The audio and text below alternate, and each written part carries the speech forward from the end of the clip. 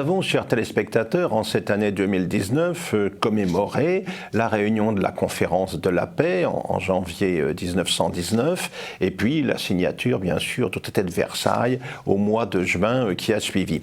Il y a un événement qui a été quelque peu oublié ou occulté concernant ces commémorations de centenaire, c'est la fondation de la Troisième Internationale voulue par Lénine, qui a joué un rôle considérable au cours des années suivantes, notamment durant tout l'entre-deux-guerres.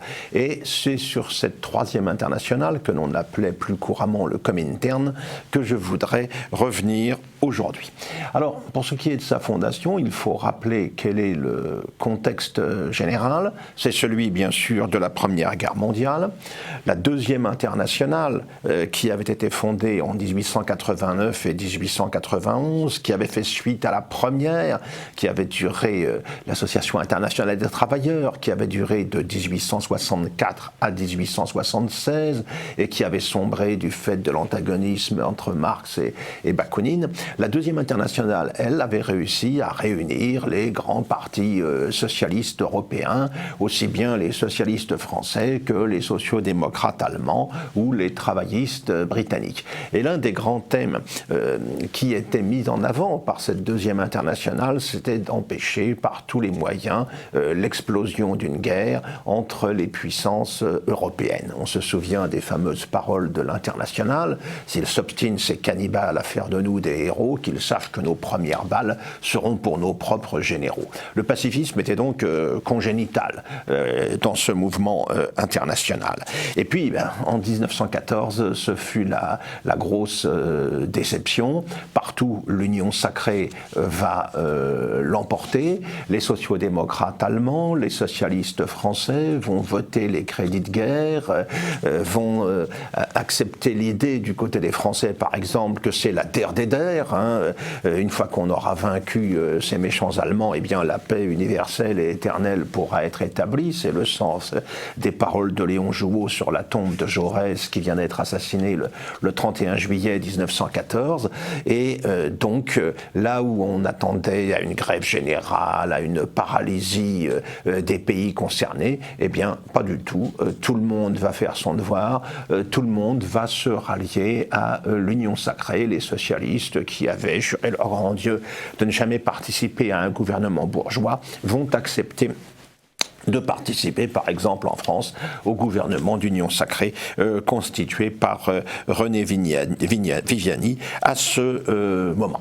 Alors cette union sacrée, elle marquait bien sûr un échec complet de l'internationalisme, mais très vite cependant, dès 1915, des socialistes vont chercher à se rencontrer, des socialistes du camp allié, mais également du camp des centraux, chacun de leur côté, bien sûr, pour voir dans quelle mesure on pourrait aboutir à un compromis, dans quelle mesure on pourrait sortir de ce cauchemar commencé à l'été de 1914. On voit un parti travailliste indépendant se former en Grande-Bretagne, où seul un député, Ramsay MacDonald, a voté contre les crédits de guerre à l'été de 1914. En France, c'est plutôt au sein du mouvement syndical, au sein de la CGT, qu'apparaissent des discours divergents, avec Monat, responsable des syndicats du Rhône, avec Merheim, responsable de la Fédération des métaux. Donc il y a quand même des réactions. On le voit également avec la minorité socialiste de la Fédération de la Haute-Vienne de la CGT, avec Jean Longuet, qui s'oppose à la guerre, souhaite en tout cas la conclusion d'une paix rapide.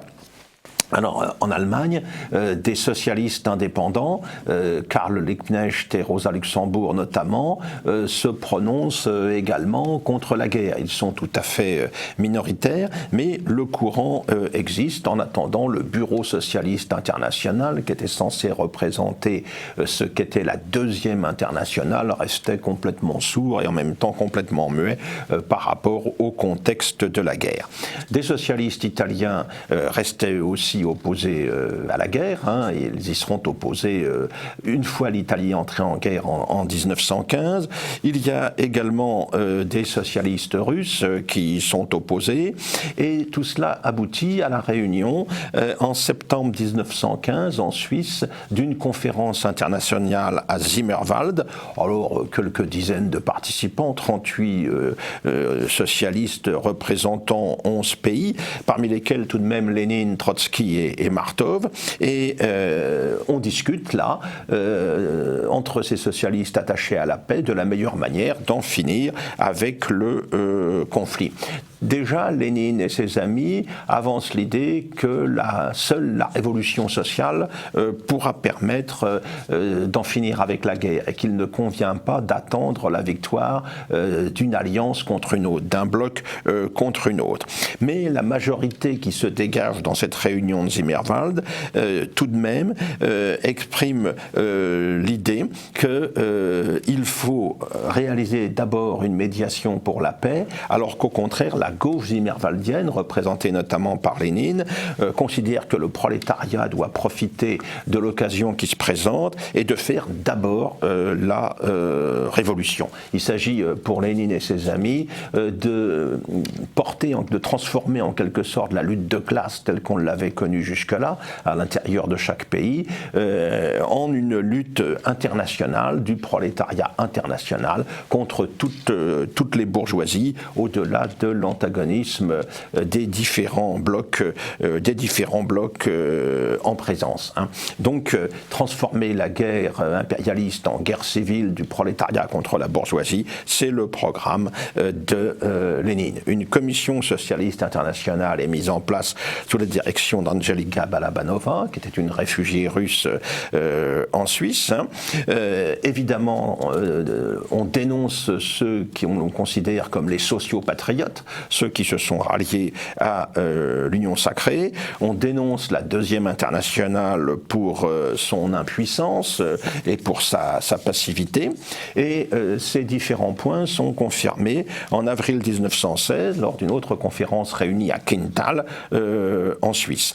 Il y a ensuite le projet avorté d'une conférence de Stockholm qui est considérée par les Allemands comme une manipulation des Alliés et par les autres belligérants comme une manipulation, je parle du camp socialiste, comme une manipulation des socialistes dits patriotes. Donc pour le moment, ces contestations, ces revendications restent limitées et n'ont guère de prise sur le déroulement des opérations. Tout change évidemment avec les événements de Russie de 1917, conclus, on le sait, par la révolution d'octobre et l'arrivée au pouvoir des bolcheviks. Ils vont signer la paix, conclure d'abord l'armistice, puis signer la paix de Brest-Litovsk, c'est chose faite en mars 1918, et Lénine s'attend alors que tous les pays en guerre soient affectés à leur tour par la révolution. Il s'attend à un soulèvement général du prolétariat auquel il est prêt à tendre la main. Et il compte beaucoup sur le prolétariat allemand, où la masse ouvrière est considérable, une masse ouvrière très organisée avant 1914. Lénine, il considère que la révolution russe n'est qu'une première étape, et il se dit prêt même à se déplacer à Berlin pour continuer le combat pour la révolution universelle. Alors les choses ne vont pas se passer comme prévu, on s'attend à ce qu'elles évoluent dans ce sens initialement, mais la révolution allemande qui a éclaté en novembre 1918 va amener au pouvoir des sociodémocrates, certes, mais ceux-ci vont se trouver confrontés très vite aux spartakistes qui sont à leur gauche, qui veulent s'inspirer du modèle de la révolution russe et qui seront finalement écrasés au cours du premier semestre de 1919. En tout cas, la question de l'attitude des socialistes à la fin de la guerre est posée. L'internationale syndicale qui a voulu se réunir à Amsterdam à l'été 1919 n'avance qu'un programme réformiste qui ne peut satisfaire les tenants de la révolution russe, hein, et on va tout naturellement s'orienter vers une tentative de reconstitution de la deuxième internationale. Plusieurs conférences à Rome, à Berne, à Lucerne vont dans ce sens, mais les divisions restent trop fortes. D'abord sur la question des responsabilités dans le déclenchement de la guerre, hein, qui n'est pas réglé. Hein. Les Allemands refusent évidemment l'article 230, ce qui sera l'article 231 du traité de Versailles sur la culpabilité allemande. Et puis également, il y a une division fondamentale aussi vis-à-vis du bolchevisme, vis-à-vis de l'attitude qu'il convient d'adopter par rapport au nouveau pouvoir installé en Russie. Alors tout cela débouche donc sur des échecs et la deuxième internationale ne parvient pas à se reconstituer dans la forme qui était la sienne avant 1914. Alors c'est dans ces conditions que va naître la troisième internationale voulue par Lénine. Lui, il considère que la victoire dans un seul pays, celle qui a été obtenue en Russie, donc ne suffit pas, car pour garantir même la survie de la révolution russe, pour garantir son inscription dans l'avenir, eh bien, il faut que la révolution s'élargisse, qu'elle gagne d'autres pays, où la révolution sera universelle, où une révolution coincée dans un cadre étroitement national ne pourra pas survivre victorieusement. Alors en janvier 1919, le 24 janvier 1919, Lénine va inviter 39 partis ou groupes socialistes pour une conférence qui sera ouverte le 2 mars 1919, hein, et une conférence qui va constituer le 4 mars une nouvelle internationale communiste, la troisième internationale. Hein. Sa création est votée à l'unanimité, moins une abstention. Une troisième internationale qui annonce vouloir exploiter le potentiel révolutionnaire qui est apparu en Europe à la fin de la guerre. Et effectivement, les événements suivent. En mars 1919, c'est la révolution communiste de Béla Kun en Hongrie, cette dictature des conseils qui va durer quelques mois, qui sera finalement écrasée par la droite hongroise soutenue par la Roumanie. Et puis en avril, c'est la dictature des conseils qui s'installe en Bavière, derrière Kurt Eisner. Expérience également de courte durée, elle sera brisée bientôt par les corps francs. Donc des échecs. Mais en même temps, les bolcheviks consolident leur victoire en Russie. Elle n'était pas acquise au lendemain de la révolution d'octobre. Il y a une guerre civile qui va se prolonger jusqu'en 1921, mais dès 1920, il est clair que ce sont les bolcheviks qui vont l'emporter, même s'il y a donc des déceptions ailleurs, l'écrasement de la révolution hongroise, l'écrasement du spartakisme en Allemagne, également toujours en Allemagne en 1920, après l'échec du putsch de Kapp, nouvelle tentative révolutionnaire dans la Ruhr et en Saxe, mais la Reichswehr va les écraser, et au bout du compte, la Russie même se retrouve menacée en 1920 par la Pologne. Finalement, les Russes l'emporteront, seront arrêtés seulement devant Varsovie. Mais on le voit, rien n'est acquis à cette époque. Toujours est-il que va se tenir à ce moment le premier congrès de l'internationale communiste. Nous sommes en juillet-août 1920 et là l'internationale va poser 21 conditions pour que les partis socialistes en Europe puissent adhérer à la nouvelle organisation. Alors les conditions elles sont simples, l'adhésion au communisme, l'épuration des cadres des mouvements ouvriers et puis des parlementaires socialistes, la dénonciation d'un international qui n'aurait que des buts syndicaux, également l'installation du centralisme démocratique à l'intérieur des différents partis communistes, c'est-à-dire l'organisation d'un parti monolithique discipliné sur le modèle défini par Lénine pour les bolcheviks.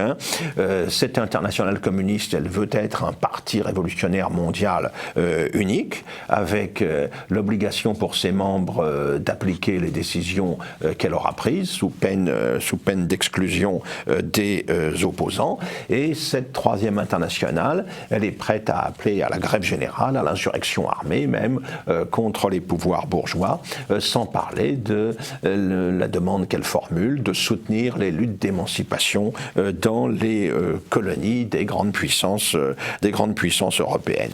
Donc un programme extrêmement radical qui peut inquiéter, mais à un moment où l'armée rouge est tout de même, en août 1920, arrêtée devant Varsovie. Alors, le régime soviétique va connaître un certain nombre d'aléas, l'insurrection de Kronstadt, la période de la nouvelle politique économique mise en œuvre par Lénine. Et pendant ce temps, eh bien, un peu partout, les communistes vont enchaîner les défaites. Seule la Russie, finalement, confirmera la victoire de la Révolution. Les communistes ont été battus en Hongrie, ils ont été écrasés en Allemagne. En Italie, en 1922, la marche sur Rome et l'arrivée au pouvoir de Mussolini va mettre un terme à toute la période de transition extrêmement sensible, difficile, qu'a connu le pays au lendemain de la guerre. Sur le plan électoral en France, c'est le Bloc national qui est arrivé au pouvoir à la suite des élections de 1919. Et encore en 1921, une nouvelle tentative révolutionnaire est écrasée en Allemagne, en Saxe. Donc il y a une sorte de coup d'arrêt qui est donné là à l'expansion révolutionnaire des premiers temps. Un deuxième congrès se réunit à Moscou en juillet 1921, qui va lancer l'idée de la stratégie du front unique à la base, c'est-à-dire il faut s'entendre avec les masses ouvrières, même quand elles sont social-démocrates ou socialistes, mais refuser toute unité d'action avec les partis, avec les appareils politiques sociaux-démocrates ou assimilés, car ils sont considérés comme des complices de la bourgeoisie. La deuxième internationale, entre-temps, s'est reconstituée. Elle dénonce la dictature bolchevique.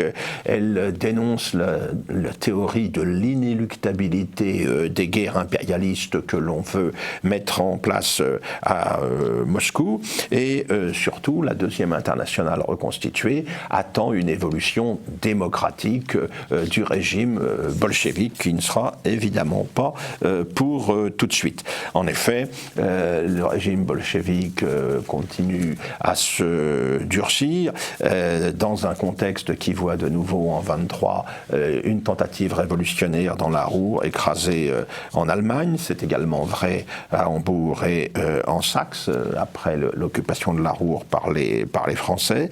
Il y a en 1923 des insurrections ouvrières en Bulgarie, en Pologne, mais partout c'est l'échec pour les communistes. Le PC roumain est interdit et en Italie, la mise en place du fascisme va écarter tout espoir d'accès au pouvoir pour les communistes. Alors le 5e congrès qui se tient en juin-juillet 24 va réclamer l'épuration des partis communistes, va s'inscrire dans le contexte de la lutte entre les factions après la mort de Lénine en Russie. C'est l'époque où l'épuration va bon train. C'est l'époque, par exemple, où Souvarine est écarté du PC français qui s'est constitué à Tours en décembre de 1920. C'est l'époque où les soviétiques vont tenter d'encourager les luttes d'émancipation coloniale. C'est le congrès des peuples d'Orient à Bakou en 1921. C'est le soutien à Abdelkrim au Maroc en 1924-1925. C'est l'époque également où les soviétiques conseillent aux communistes chinois de s'allier au Kuomintang nationaliste en Chine. Ça se terminera mal, on le sait, en 1927, avec la rupture entre les deux forces en question et le massacre des communistes à Shanghai et Canton, immortalisé par Malraux. Il y aura ensuite la rupture avec Trotsky. Désormais, Staline, qui est au pouvoir, proclame la nécessité d'envisager le socialisme dans un seul pays et l'impossibilité d'une révolution général universel tout de suite, à la différence de Trotsky qui est finalement expulsé du RSS. Les communistes soviétiques craignent par-dessus tout une tentative des forces impérialistes ou capitalistes contre ce qu'ils appellent désormais la patrie du prolétariat, la patrie du socialisme, et ils en appellent à tous les partis communistes à se solidariser évidemment avec l'URSS qu'ils considèrent comme assiégé. Alors, tout ce mouvement en faveur de la paix se développe dans les années 1920-1930 dans les partis communistes, qui refusent toujours de s'entendre avec les socialistes. On voit les résultats lors des élections de 1928 en France, où la gauche s'effondre, parce qu'il n'y a pas d'alliance entre les deux partis de gauche, socialistes et communistes. On va avoir également des conséquences analogues en Allemagne, où les sociodémocrates allemands ne recevront pas le soutien des communistes allemands. Il faut dire qu'il y avait quelques cadavres dans le placard depuis la répression du spartakisme. Et résultat, la gauche allemande désunie ne pourra rien faire pour freiner l'arrivée de Hitler au pouvoir. Et Thälmann, le responsable communiste allemand, en février 1933, va se féliciter de la défaite que vient de subir le Parti social-démocrate, car celui-ci constituait, selon lui, un obstacle à la victoire nécessaire du Parti communiste. On connaît les résultats de tout cela. Alors, la catastrophe allemande survient en 1933, du point de vue communiste, avec l'arrivée au pouvoir de Hitler. Pendant le même temps, la dictature stalinienne s'appesantit en Russie, avec les grands procès de Moscou qui suivent l'assassinat de Kirov. Mais surtout, ce qui est important, c'est que durant cette période du début des années 30, l'URSS, qui jusque-là s'était installée dans un splendide isolement, va s'ouvrir à l'extérieur, car elle a le sentiment d'être isolée. Elle va entrer à la SDN en 1934, elle va chercher des accords, des alliances avec les démocraties occidentales. C'est le pacte franco-soviétique de 1935, par exemple, car désormais, il faut compter avec la menace que représente l'Allemagne. C'en est fini une fois pour toutes avec l'esprit de Rapallo, cet accord conclu en 1922 entre l'URSS et la République de Weimar, parce que c'était tout simplement les deux pays vaincus ou tenus à l'écart du nouvel ordre mondial. Maintenant, Staline considère que le danger allemand, pour le moment en tout cas, demeure prioritaire. Alors, pendant ce temps, le Parti communiste français, qui manifestait un pacifisme très rigoureux auparavant, eh bien, vote maintenant les crédits de défense nationale, puisqu'il s'agit de soutenir une armée française maintenant alliée à l'Union soviétique. Le Parti communiste français, après les événements de février 1934, va se rapprocher de la gauche, abandonner le front unique à la base pour l'unité d'action. Ça aboutira à la signature du pacte de 1935 qui va préparer le front populaire. Donc un renversement de tendance tout à fait clair. Tout cela va nous conduire au déclenchement de la guerre en 1939. Et alors là, renversement de nouveau de la situation, puisque Staline a fait le choix de s'entendre avec Hitler à travers le pacte de non-agression du mois d'août. Il s'agit de privilégier la lutte contre les grands monopoles anglo-saxons. L'URSS doit mener une politique de paix. Moralité, elle subira en 1941 évidemment la conséquence de tout cela. En tout cas, dans cette affaire, l'internationale communiste a perdu une grande partie de ses capacités d'action et d'influence, y compris à l'intérieur des partis communistes, du fait du pacte germano-soviétique. Et de plus, en 1943, pour envoyer un signal rassurant aux alliés anglo-saxons, Angleterre et États-Unis, Staline va décider la dissolution de cette troisième internationale, de ce Comintern qui a tant inquiété les pays européens durant l'entre-deux-guerres. Mais ce n'est que partie remise, puisqu'en 1947, alors que va débuter la guerre froide, la création du Cominform va finalement reconstituer, sans que son nom évidemment soit remis en avant, cette troisième internationale.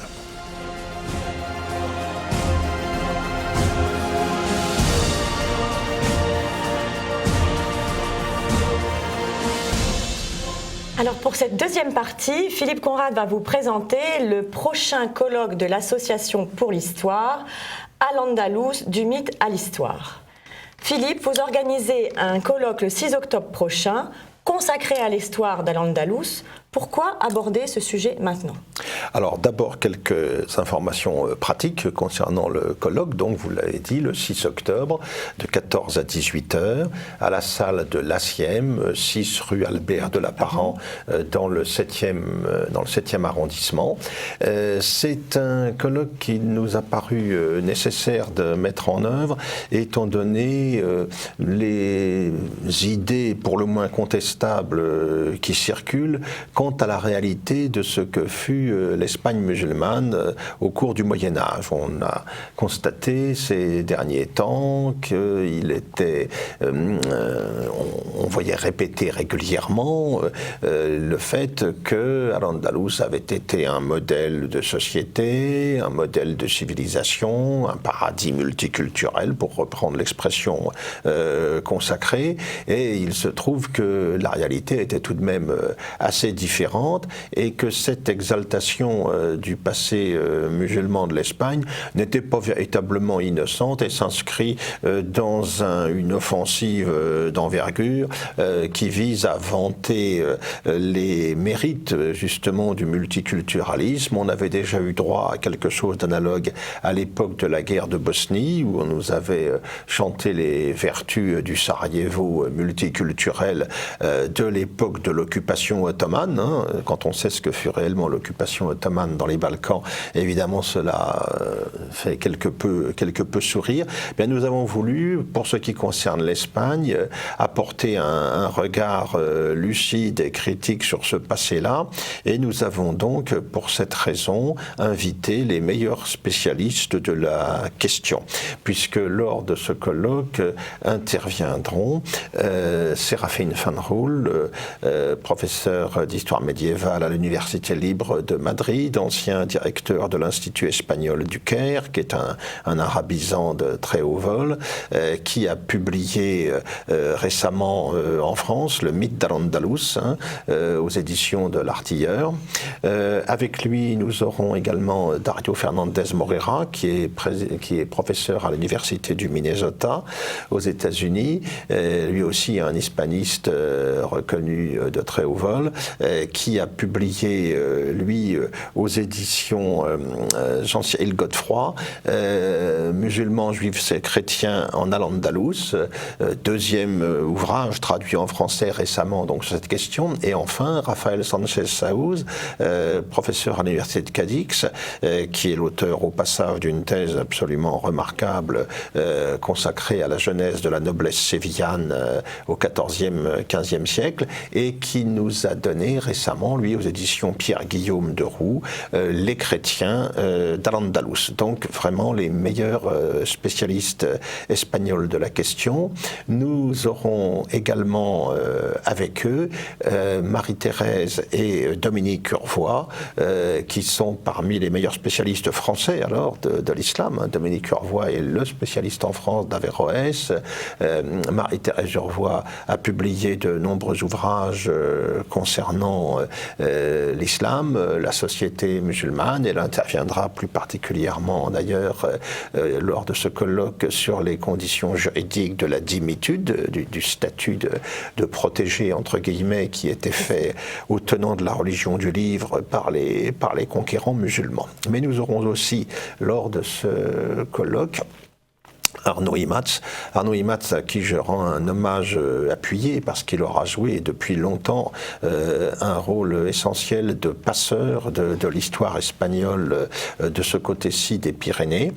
C'est à l'origine un politologue, un spécialiste de l'histoire du XXe siècle. Il est l'auteur notamment de la biographie de José Antonio Primo de Rivera. C'est lui qui, avec l'aide de Pierre Chaunu, a réalisé en France il y a maintenant un un certain temps, la guerre d'Espagne revisitée, qui a complètement bouleversé l'historiographie traditionnelle, jusque-là très partisane et partiale sur cette question. Alors lui-même interviendra lors de ce colloque sur la question de la légende noire espagnole, qu'a évoqué le professeur Joseph Pérez il y a quelques années de manière très, très brillante, parce qu'il faut bien voir que la lecture de l'histoire espagnole chez nous, puis dans d'autres pays d'Europe d'ailleurs, est largement polluée par tout un ensemble de préjugés, d'idées reçues qu'il convient de remettre en cause. C'est son intervention qui conclura le colloque que j'introduirai moi-même en montrant à quel point l'image d'Al-Andalus qui prévaut généralement correspond à une instrumentalisation idéologique qui vise à faire admettre les vertus de la coexistence pacifique entre les religions, les vertus du multiculturalisme, les vertus du vivre ensemble. On voit bien à quoi tout cela correspond dans le contexte actuel. Donc en fait, l'Espagne connaît aussi cette déconstruction de l'histoire comparable à celle qu'on connaît en France. Tout à fait, et ce n'est pas quelque chose de nouveau. L'Espagne, quelque part, est l'héritière d'une histoire absolument remarquable, flamboyante, je dirais. C'est une des grandes nations historiques d'Europe, mais en même temps, les Espagnols sont très divisés quant à la vision qu'ils ont de leur passé. Vous savez, dès le 19e siècle, un politicien libéral déclarait au Cortés « il faut fermer à double tour le tombeau du Cid ». C'est-à-dire, il faut en finir avec la vision nostalgique d'un passé médiéval, catholique bien sûr. Il faut en finir aussi plus largement avec les nostalgies de l'Espagne impériale, une Espagne qui a conquis le Nouveau Monde, qui a créé cette immense communauté qui correspond aujourd'hui à la Hispanidad. Eh bien, il convient d'en finir avec tout cela si l'on veut que l'Espagne soit en mesure de s'adapter aux contraintes et aux conditions du monde moderne. Donc c'est un débat qui commence dès le 19e siècle. Vous savez, à la fin du 19e siècle, quand l'Espagne est battue par les États-Unis lors de la guerre de Cuba en 1898, vous avez toute une génération d'intellectuels qui va s'interroger sur l'identité de l'Espagne, ce que doit être son avenir dans l'Europe de l'époque, ce qu'on appelle d'ailleurs la génération de 98, avec des esprits aussi brillants qu'un Miguel de Unamuno ou le poète Antonio Machado, par exemple. C'est une question qui taraude les esprits en Espagne, et très vite on voit s'opposer deux Espagnes. C'est un phénomène ancien. Le 19e siècle, il faut le rappeler, il y a eu en Espagne 3 guerres civiles du fait de la dissidence carliste. Il y a eu en Espagne une instabilité politique chronique, une tentative éphémère d'une première république, un décalage complet, un largage complet de l'Espagne par rapport à ce qu'était l'Europe industrielle en complète ascension à l'époque. Alors tout ça fait que l'histoire est devenue un enjeu important dans le débat d'idées outre-Pyrénées. Et on a vu ainsi deux Espagnes s'affronter, politiquement, socialement, mais finalement ça a très mal terminé, on le sait, puisque ça a débouché sur la tragédie de la guerre civile de 1936-1939, qui a conclu en quelque sorte cette confrontation des deux Espagnes. Mais dans chacun des deux camps, il y avait évidemment une vision du passé et donc de l'avenir qui était tout à fait différente. Et le débat continue aujourd'hui, puisque certains vont mettre en cause la vision qu'ils dénoncent comme national-catholique du passé espagnol, qui est a priori soupçonné de sympathie ou de complaisance avec ce qu'a été le franquisme, bien sûr. Donc, on le voit, c'est une question qui demeure tout à fait actuelle. En Espagne, comme en d'autres pays européens d'ailleurs, où les diverses histoires nationales sont un petit peu aujourd'hui les ennemis à abattre, dans la mesure où face au projet utopique de mondialisation, eh bien, les histoires nationales contribuent à la genèse, à la formation et puis au renforcement des identités nationales, au renforcement des représentations que les peuples ont d'eux-mêmes. Alors tout ça, il convient d'en finir, voilà, pour instaurer les grandes valeurs universelles que veut mettre en avant le politiquement correct d'aujourd'hui. Donc ils remettent même en question la Reconquista, en fait. Oui, par exemple, c'est un cas tout à fait significatif. Il y a quelques années déjà, un auteur publiait un ouvrage intitulé La Reconquista qui n'a jamais existé. Bon, alors, on peut discuter sur les termes, mais enfin, la Reconquista a quand même été une réalité, puisque au 8e siècle, les quelques petites principautés chrétiennes devenues le royaume des Asturies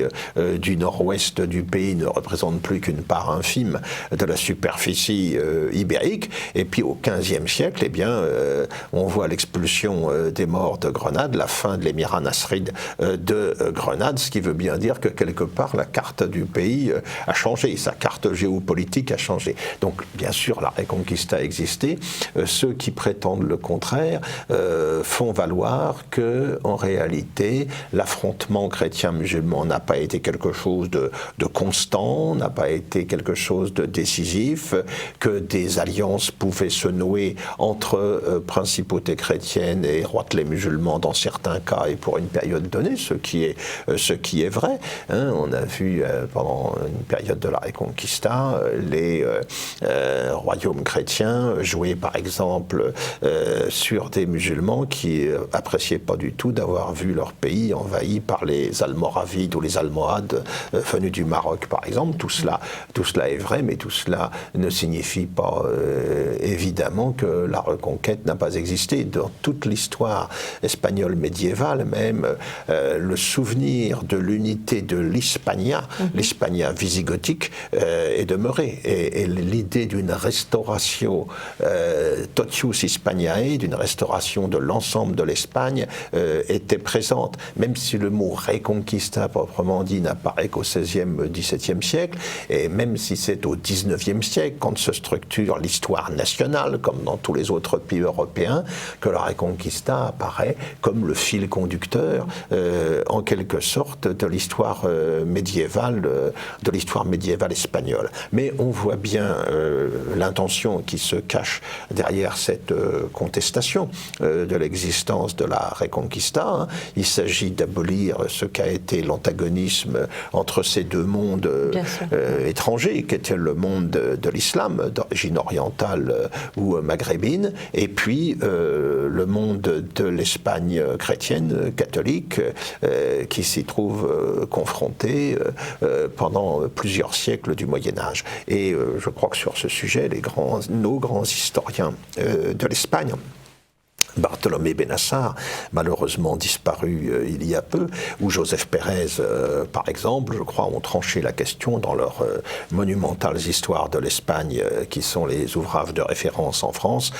Ils montrent bien que, à l'évidence, la confrontation a été un élément essentiel, a été un élément dynamique de l'histoire de l'Espagne pendant tous les siècles médiévaux. Mais on voit bien pourquoi aujourd'hui on cherche à abolir cette réalité, parce qu'il ne faut surtout pas accepter l'idée qui est une sorte d'incompatibilité, en quelque sorte, entre le monde musulman et puis le monde européen. Alors on va relire l'histoire et réécrire l'histoire en conséquence pour qu'on ne puisse pas aller chercher d'éventuels arguments dans ce passé, dans cette histoire. Qui permet d'accepter les vagues migratoires qu'on connaît aujourd'hui, que ce soit en Espagne ou ailleurs.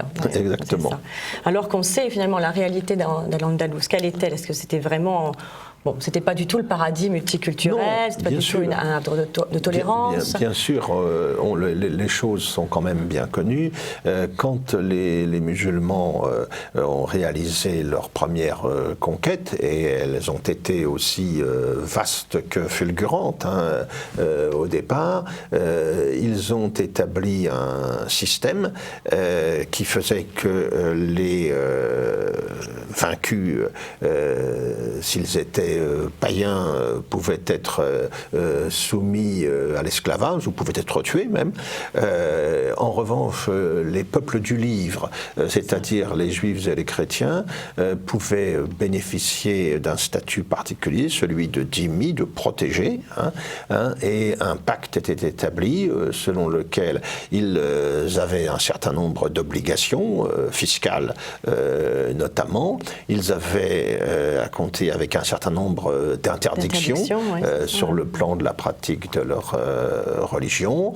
Ils étaient soumis à des discriminations d'ordre juridique, vestimentaire, en matière de justice, évidemment, ils étaient mis à un plan inférieur par rapport aux musulmans, moyennant quoi on leur laissait la vie, ils pouvaient pratiquer leurs activités, continuer à pratiquer leur religion avec des réserves, l'interdiction des cloches, des processions par exemple, mais ce système de la dhimmitude a existé un peu partout, que ce soit en Orient, au Maghreb ou dans l'Espagne musulmane. Et c'était un système qui créait,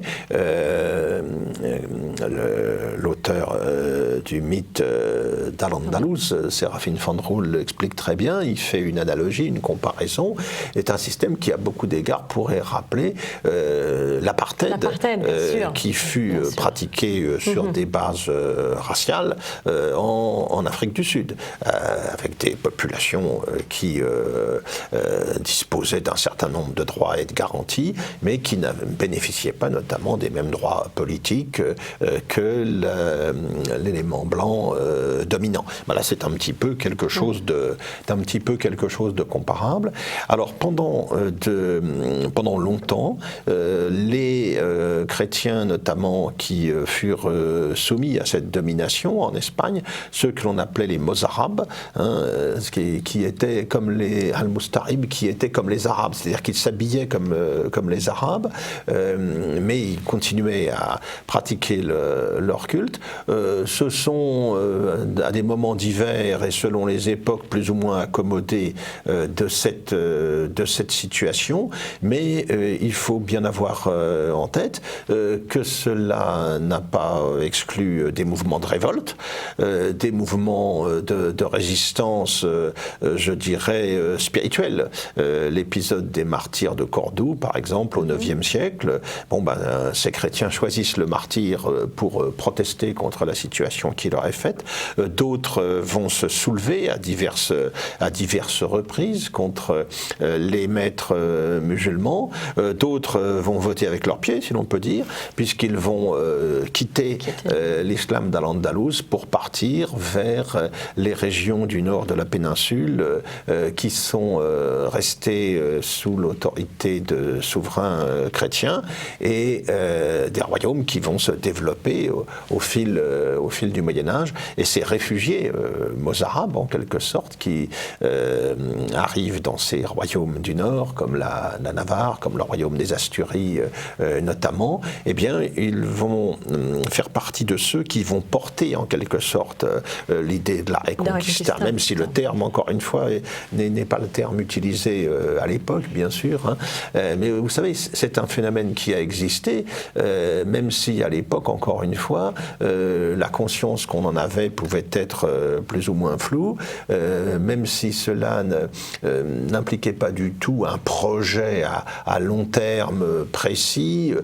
C'est un petit peu comme si on contestait aujourd'hui la guerre de 100 ans. Bien sûr, elle a été entrecoupée de trêves diverses, elle a été relue, réécrite ensuite par un Michelet, par exemple, dans la perspective que l'on sait, mais d'un point de vue strictement historique, on pourrait très bien contester effectivement le terme aussi, expliquer que les Normands sous domination anglaise s'en accommodaient peut-être fort bien.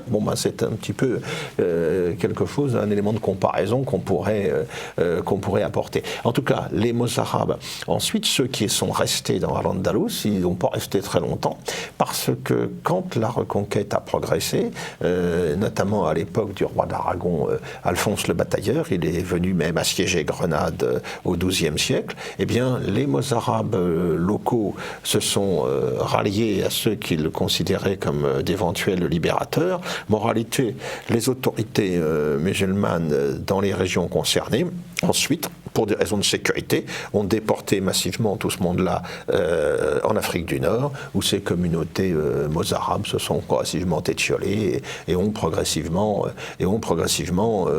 disparu. C'est une histoire qui va se terminer ainsi quand on arrive au XIIe, XIIIe siècle. Des chrétiens mozarabes, il y en a presque plus dans l'Espagne musulmane. Hein. Il en reste à Tolède, il y a des petites communautés qui subsistent, mais alors que les Mozarabes étaient, dans les 2 premiers siècles qui ont suivi la conquête, largement majoritaires dans Al-Andalus, dans l'Espagne musulmane, hein, cette population était majoritaire, dès le Xe siècle, eh bien, c'est l'inverse qui se produit, du fait des conversions, du fait des départs. Les choses ont ainsi évolué. Très bien. Et alors, y a-t-il, ou comment plutôt les médiévistes espagnols réagissent devant cette relecture Je crois qu'il y a une assez forte et saine réaction des Espagnols face à ces tentatives de réécriture de l'histoire. On l'a vu récemment, il y a quelques mois, quand on a vu arriver au premier plan de l'actualité la revendication selon laquelle il faudrait rendre au culte musulman la cathédrale de Cordoue. Hein. La cathédrale de Cordoue, qui fut mosquée, bien sûr, grande mosquée, dont l'architecture exprime bien aujourd'hui, témoigne bien aujourd'hui de ce passé musulman. Mais il faut rappeler de cette cathédrale de Cordoue, elle avait été construite sur les ruines d'une église Saint-Vincent, d'un sanctuaire chrétien au départ. Hein. Au même titre que la mosquée des Omeyyades de Damas, eh bien, elle a été construite sur un sanctuaire chrétien. Donc à ce petit jeu-là, on peut remonter très loin et au bout du compte, ce serait chronologiquement les chrétiens qui seraient en situation de gagner, si on veut remonter aux origines. Alors, cette mosquée de Cordoue, magnifique monument d'ailleurs d'architecture musulmane, elle a été reprise en même temps que la ville en 1236 au XIIIe siècle, donc par les Castillans, hein, dans la foulée de la Reconquête, et cette mosquée de Cordoue, on l'a transformée, bien sûr, à l'époque, en sanctuaire chrétien. Et ça a été la même chose qui s'est passé à Tolède ou à Valence. Hein. Et cette mosquée, on l'a transformée au point que Charles Quint, quelque temps après, s'en est inquiété en considérant que les travaux réalisés avaient en quelque sorte entamé l'unité architecturale de quelque chose qu'il considérait comme tout à fait magnifique. Hein. Il est intéressant de le rappeler. Mais aujourd'hui, c'est devenu une sorte de symbole pour les islamistes, pour les islamophiles, on va les appeler ainsi, qui voudraient justement ranimer la mémoire du passé musulman de l'Espagne, car il faut savoir que les musulmans ont la mémoire longue et que la perte de l'Espagne est restée quelque chose de très présent dans leur esprit. Hein. Grenade, c'était la Damas de l'Occident.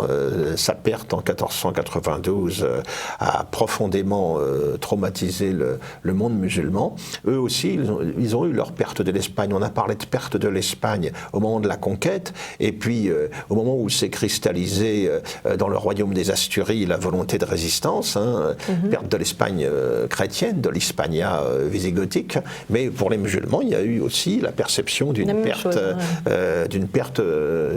comparable. Donc cette histoire de la cathédrale de Cordoue a fait réagir un certain nombre de spécialistes, un grand nombre d'ailleurs de spécialistes, et les acteurs, les initiateurs de cette réaction, il y a entre autres les gens, les professeurs, les spécialistes qui vont font intervenir lors de notre colloque. Je pense notamment à Séraphin van Roel et à Raphaël Sanchez Saúz qui se sont mobilisés avec d'autres historiens médiévistes pour dénoncer en quelque sorte la vanité des revendications en question. Et de manière générale, on voit bien se dessiner en Espagne aujourd'hui, alors que pendant des années, c'est cette relecture critique, c'est cette déconstruction méthodique qui était mise en avant, qui prévalait. On voit bien se dessiner quand même un début de réaction. Oui, c'est important. Donc il y a un écho. Oui, tout à fait. C'est pas seulement dans un cercle fermé de médiévistes spécialistes. Universitaire de spécialistes. Et puis également, on peut penser qu'en Espagne, ça peut rencontrer aussi un écho populaire. Oui. Parce qu'en Espagne, il y avait tout un ensemble de traditions à caractère folklorique qui mettaient en scène la Reconquista, où on voyait reconstituer des batailles évoquant l'épopée du Cid à Valence, etc. Et tout cela s'est très longtemps maintenu et faisait partie donc d'un folklore national perçu comme tout à fait normal, tout à fait naturel. Il faut savoir que les Espagnols, pendant très longtemps, je crois que c'est encore vrai aujourd'hui, ont célébré au mois de janvier la reprise de Grenade par les rois catholiques. Je me souviens très bien d'un journaliste de la télévision française d'origine maghrébine et qui couvrait le Paris-Dakar et qui partait de Grenade, bizarrement, à l'époque, et ça tombait juste au moment des célébrations en question et le pauvre était vraiment extrêmement choqué et scandalisé que l'on pu célébrer ainsi ce qu'il percevait lui comme une catastrophe, comme une manifestation d'intolérance insupportable, etc. Alors inutile de dire ce qu'il y avait d'anachronique dans cette vision des choses. Car au début d'ailleurs, quand Grenade est tombée, les rois catholiques s'étaient engagés à laisser toute liberté au culte musulman.